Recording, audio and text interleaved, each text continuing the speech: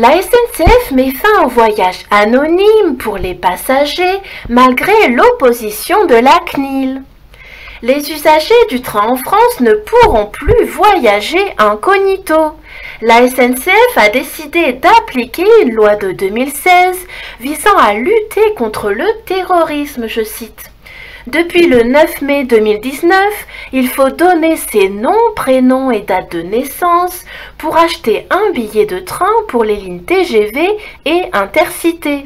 Seuls les TER proposent encore des billets non nominatifs.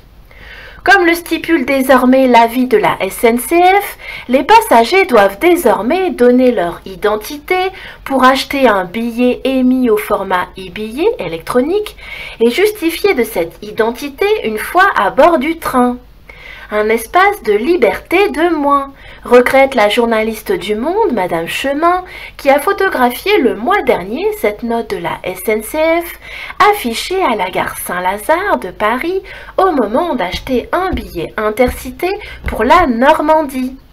Depuis le 9 mai, tout le système est pensé autour du e-billet car c'était une vraie attente des gens, je cite, d'avoir un système facile et fluide, explique le service de presse de la SNCF.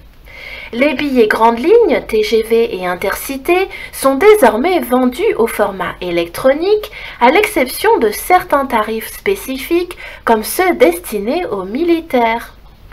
Toutefois, la CNIL considère que les entreprises de transport ne doivent pas priver les usagers de la possibilité d'utiliser un service de transport public de manière anonyme. Elle a confié au service Check News du journal Libération que le droit à voyager de manière anonyme est un droit fondamental pour chaque passager.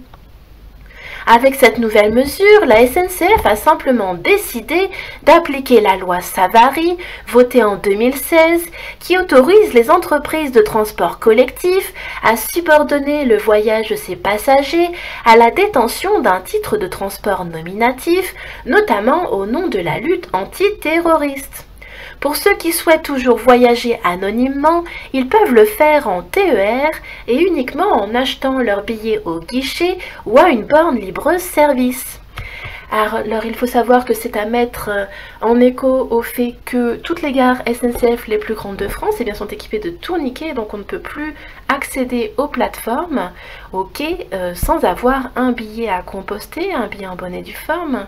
C'est à mettre en parallèle aussi avec les nouvelles mesures qui sont prises pour qu'il y ait des péages dans toutes les villes de France. Donc c'est vraiment la puce RFID qui est en train d'arriver comme un tsunami.